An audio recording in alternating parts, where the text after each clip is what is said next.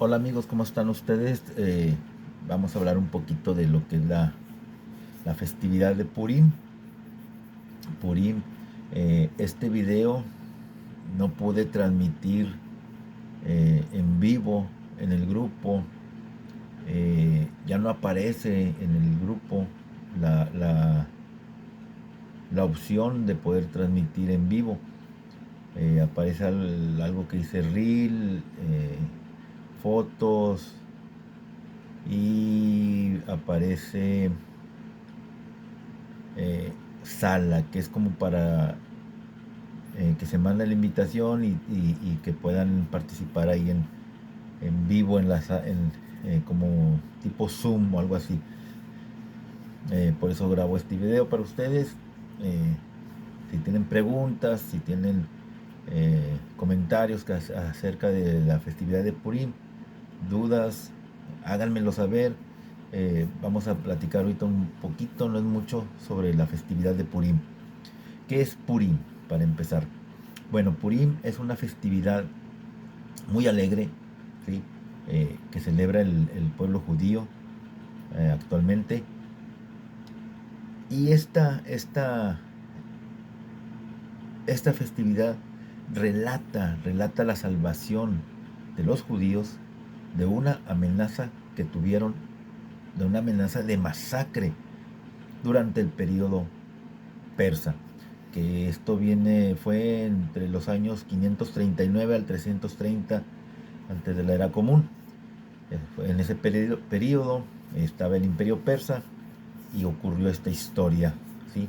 Esta historia de Purim se cuenta, ustedes la pueden leer en el libro de Esther, ¿sí?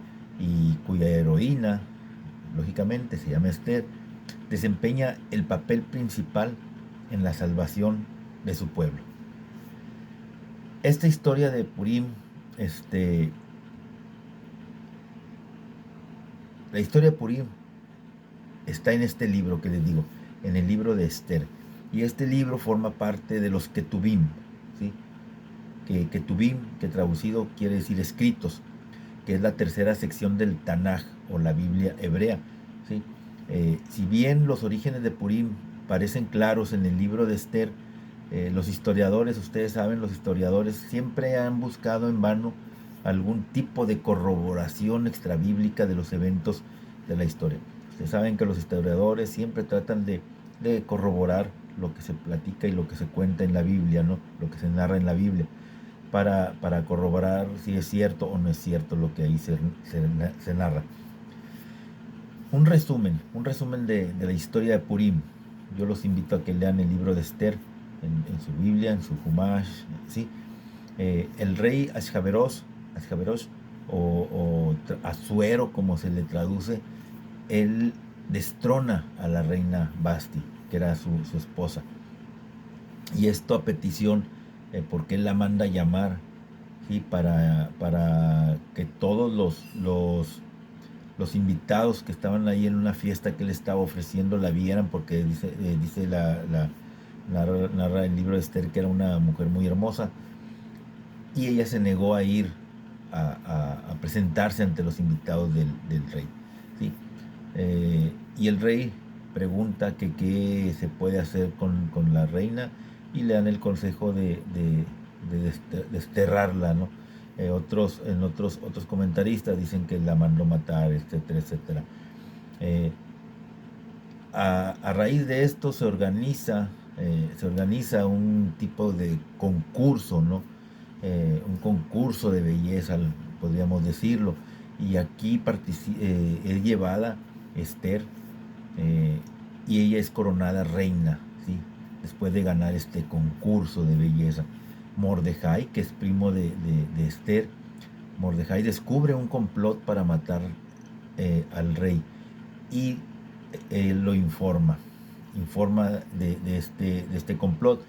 Detienen a los cabecillas y pues los ejecutan. Ashgaverosh, el rey de Asuero, como les digo, así se traduce, promueve a Amán, ¿sí? Haciéndolo más poderoso que todos los demás oficiales, que todos los demás miembros de la corte, de su corte. Pero aquí se ordena que se le debe de rendir pleistesía a Amán, ¿sí? Que cuando lo encuentren o lo vean, deben de inclinarse ante él. Mordejai, Mardoqueo, que se traduce como Mardoqueo, pero el nombre real es Mordejai, se niega a inclinarse ante Amán, ¿sí? Quien es un confidente cercano al rey. Y Amán odia a los judíos. Amán busca destruir a los judíos después de su encuentro con Mordejai. Mordejai le pide a Esther que salve a su pueblo, ¿sí? Al pueblo judío. Y Esther se acerca al rey Ascaveros y lo invita a él y a Amán a un banquete. Mordejai es honrado por haber salvado la vida del rey. Esther entretiene al rey y a Amán y los invita a un segundo banquete. Aquí en este segundo banquete Esther intercede por su pueblo, y ella acusa a Amán, ¿sí? Ante el rey de lo que él pretende hacer. El rey accede a la petición de Esther y condena a Amán a morir en la horca que construyó, porque Amán le había mandado construir una horca para colgar a Mordejai, ¿sí?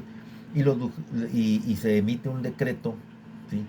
Donde se les autoriza a los judíos defenderse de aquellos que quieren matarlos, ¿sí? Y aquí es cuando después de esto se establece la fiesta de Purim, y Mordejai avanza a una posición de importancia en el reino, en el imperio persa. Sea como fuere, Purim es una historia que pretende tener lugar durante una época, ¿sí? Una época en la que muchos judíos vivían en Persia. Al final de la historia, los judíos pueden darle la vuelta a sus enemigos, pueden darle la vuelta a esta, ¿cómo podríamos decirle? A este plan que estaba contra ellos, ¿sí? Ellos luego son castigados, bueno, no los judíos, los que pretenden asesinar al pueblo judío son castigados en lugar de las víctimas previstas, que eran los judíos. Esta historia es una de las más queridas historias en la comunidad judía.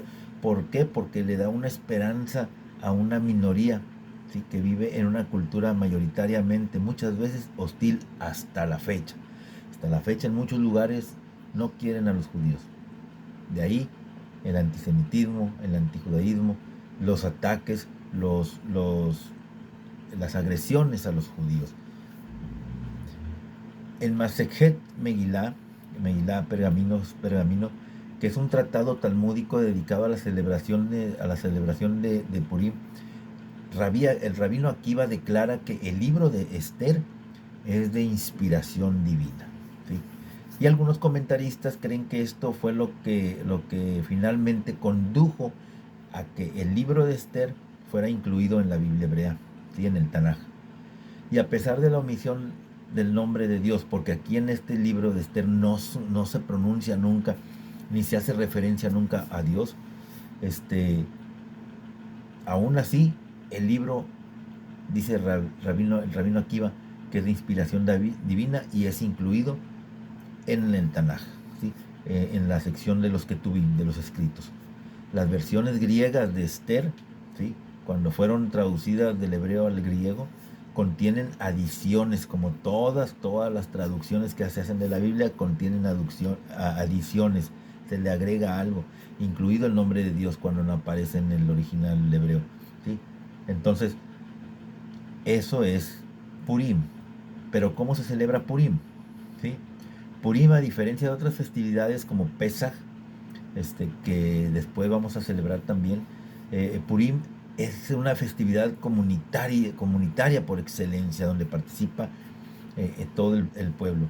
Pero sin embargo hay una serie de actividades que se centran en el hogar, ¿sí? Se celebra en el hogar, y una de estas actividades favoritas es la preparación en preparación para la festividad de Purim, es hornear los hamantaschen, ¿sí? Hamantaschen, que son unos pastelitos como unas galletas triangulares rellenos de mermelada, ¿sí? Se les conoce también como orejas de Amán, ¿sí? Y eso es tradicional en la época o en la festividad de Purim. Además, también se sigue el mandamiento de dar regalos a los amigos y a los pobres. Eh, También se prepara las llamadas Mishloach Manot, que son unas canastas que se regalan a los amigos, ¿sí? La pieza, pero la pieza central de la celebración casera de Purim, o sea, la celebración en casa de Purim, es la seudá. ¿Qué significa seudá? Seudá significa comida, ¿sí? Es una comida festiva, una comida donde participa la familia y se acompaña con bebidas alcohólicas. Para muchas personas, para muchos de nosotros o de ustedes, tal vez esto de las bebidas alcohólicas choque con las creencias que tienen, pero esto es parte de la tradición del pueblo judío, ¿sí? ¿Cómo se celebra Purim en la comunidad? Bueno, Purim es una fiesta, como les decía, comunitaria, de alegre celebración. Y la pieza central de la celebración comunitaria es la lectura del rollo de Esther, la Megilá, donde en la sinagoga. Y este es un asunto estridente cuando se lee la Megilá. ¿Por qué? Porque cada que se pronuncia el nombre de Amán, gritan, silban, hacen ruido, ¿sí? Cada vez que se pronuncia el nombre de Adán, para que nadie pueda escuchar el nombre de este Rasha, ¿sí? De este malvado. Otra tradición es Purim Spiel, ¿sí? Es una obra de teatro de Purim donde en esta obra de teatro pues se bromea con los líderes y miembros de la comunidad, ¿sí? Se le hace bromas o se habla graciosamente de ellos. Purim a menudo también se ha llamado el carnaval judío, ¿sí? ¿Por qué? Porque durante esta celebración hay que vestirse con disfraces. Uno se disfraza, puedes usar el disfraz que tú quieras y participar en un carnaval en la comunidad entera. En tu casa también tú te puedes disfrazar, que es como se celebra Purim, ¿sí? Para la Seudá tú te disfrazas, ¿sí? Y esto aumenta la ligereza del día, ¿no? ¿Por qué? Porque lo vuelve más gracioso, más divertido. Y esto anima, ¿no?, a participar en actividades que en otras épocas del año tendrían un alcance algo más restringido, ¿sí? Como cuál, como el beber, ¿sí? No tampoco quiere decir que debas de si tú no quieres embriagarte, no lo haces, puedes tomar un vaso de vino, etcétera, etcétera, ¿sí? Pero esto ya depende de cada quien. Ahora, Purim. El tema principal de Purim es la salvación, o es el salvar a los judíos de una amenaza mortal, ¿sí? Y aunque en este libro de Esther eh, nunca se menciona en absoluto a Kadosh Baruj Hu, al Santo Bendito es, desde una perspectiva judía, Dios es quien mueve los hilos de la redención tras bambalinas, ¿sí?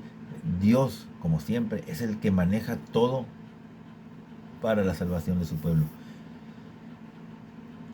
La festividad de Purim se ha convertido en una de las festividades más queridas del año judío. Las razones de esto son fáciles de ver. Es una fiesta alegre en la que todos simplemente se relajan. Pero sin embargo lo más significativo es la naturaleza paradigmática de la historia de Purim. No es difícil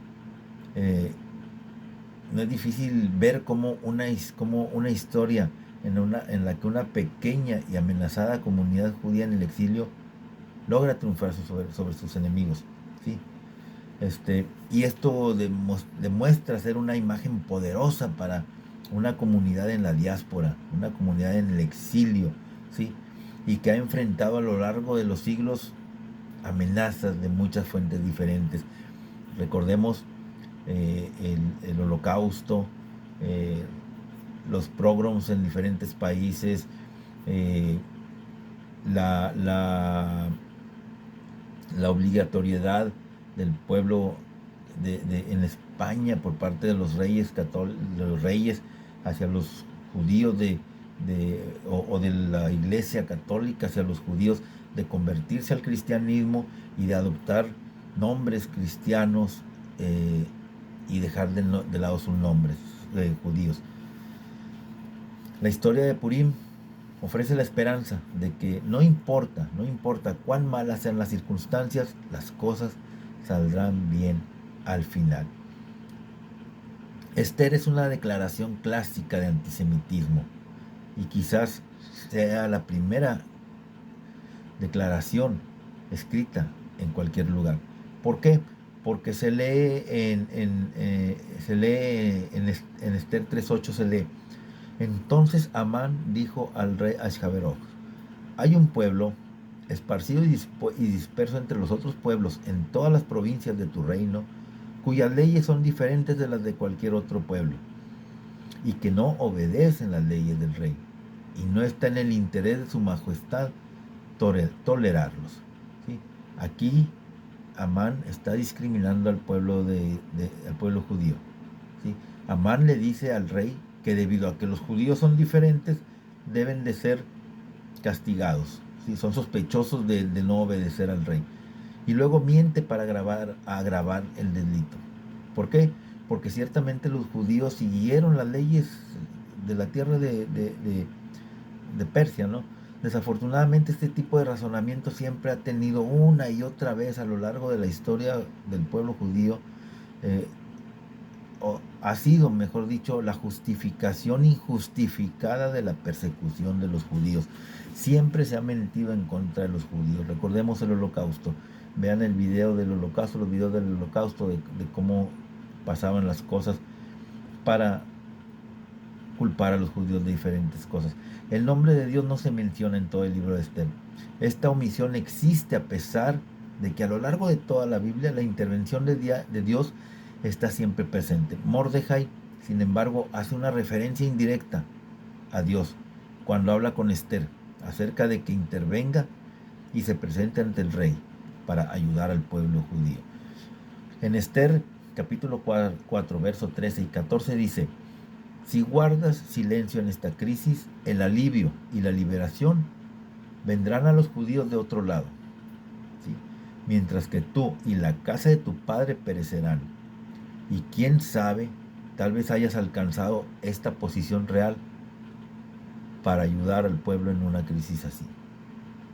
En otras palabras, Mordejai no solo sugiere que Dios podría desempeñar un papel activo en la resolución de esta crisis, sino que además sugiere que el hecho de que Esther se haya convertido en reina puede haber sido por obra de Dios, ¿sí? Quien ya se estaba preparando para el día en que el pueblo judío iba a enfrentar una situación de estas. Otra explicación de la ausencia del nombre de Dios es que, dado a que el libro se escribió en forma de rollo, ¿sí? Y se envió a los judíos de toda Persia, se omite el nombre de Dios en caso de que uno de estos rollos fuera profanado de alguna manera, porque no se puede profanar el nombre del Eterno. Ya sea que los eventos relatados en el libro sean reales o no, ¿sí? El libro de Esther es más veraz que muchas de las llamadas obras históricas. Desafortunadamente la historia se ha repetido a lo largo de, o mejor dicho, este tipo de historia de Purim se ha repetido a lo largo de la historia del pueblo judío en muchas ocasiones, pero sin el beneficio de un héroe o de una heroína. El libro de Esther sirve así como una alegoría que describe la vida y la suerte del pueblo judío en un mundo extraño y hostil, ¿sí? Purim inicia el miércoles 16 de marzo al caer la tarde y termina el jueves 17 de marzo al caer la tarde. Vamos a seguir hablando de Purim en estos días. Algunas costumbres, vamos a abarcar un poquito más de lo que es Purim. Vuelvo a reiterarles, no puedo transmitir en vivo porque no me aparece la opción para transmitir en vivo, pero voy a estar grabando los videos y los voy a estar compartiendo en el grupo. Que tengan buenas noches y compartan los videos, inviten a otras personas al grupo. Si tienen comentarios, si tienen preguntas, háganmelo saber para desarrollar los temas que a ustedes les interesa. Buenas noches.